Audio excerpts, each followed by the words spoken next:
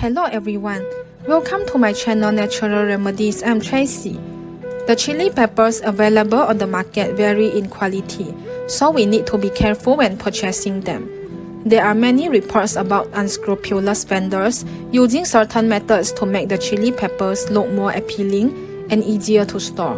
One such method is sulfur fumigation, which can be very harmful to our health if consumed regularly. Some businesses use industrial sulfur fumigation to extend the shelf life of dry chili peppers and make them appear more vibrant and attractive in order to attract consumers.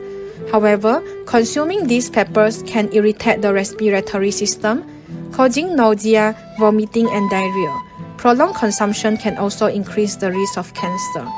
So how can we distinguish sulfur fumigated chili peppers? By following these simple steps, we can easily avoid problematic sulfur fumigated peppers. 1. Check the color.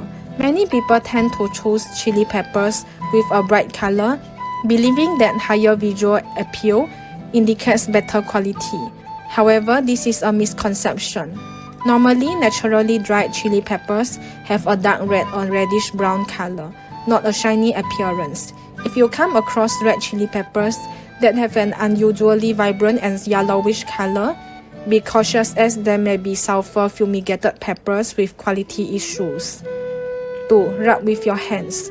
When purchasing chili peppers, you can take a few dried peppers and rub them between your hands. Alternatively, you can carry some tissue paper with you and wipe the surface of the dried peppers with it. If there is obvious discoloration, especially if it turns yellow, then it is highly likely that they have been fumigated and should not be purchased. Normal dried chili peppers do not exhibit discoloration. 3. Smell. When buying dried chili peppers, an essential step is to pick up a few and smell them.